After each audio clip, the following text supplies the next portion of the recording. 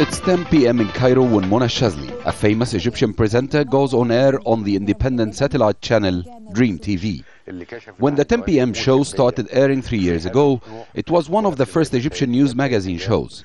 Many similar shows have since been started on other private television stations. The program attempts to give viewers a comprehensive insight into all aspects of the political, social and cultural life in Egypt.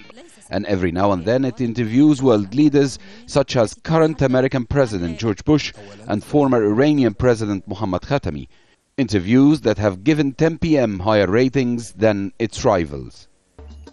The prolific number of Arabic satellite broadcasters have caused concern among some Arab governments sensitive to criticism of their countries. So the majority of the Arab information ministers, with the exception of Qatar and Lebanon, adopted a satellite broadcasting charter last February, calling it essential to regulate the environment in which satellite channels operate. However, it's widely seen as a means of imposing censorship and penalizing those who dare to criticize Arab governments and leaders. Since then, the 10 p.m. show has itself been criticized for turning into a social affairs program that neglects the fiery political debates it once used to cover.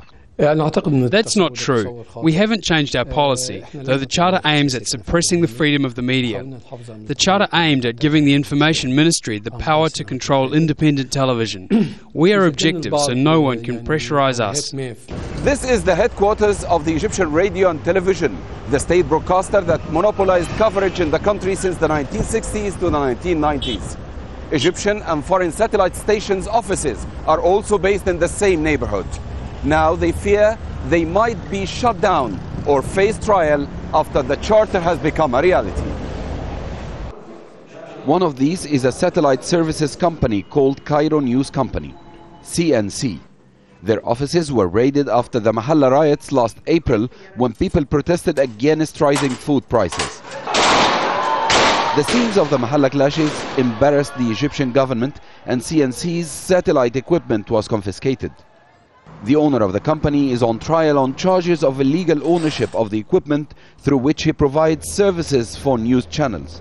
But he insists the government has deliberately stopped issuing licenses for such equipment. I was targeted for two reasons. I'm the biggest company, so I transmit for all the foreign media, all TV stations. The second thing, it's the bureaucracy of the Egyptian television and the staff working there. They still think they live in the 60s. Not long ago, these offices were bustling with activity, helping news channels to cover Egyptian stories all over the country. But now CNC is literally out of business. And their absence from the scene has sent a message of fear to other service providers and news channels alike. The government will be heavy-handed when dealing with those who cross the red lines. Khaky, Al Jazeera, Cairo.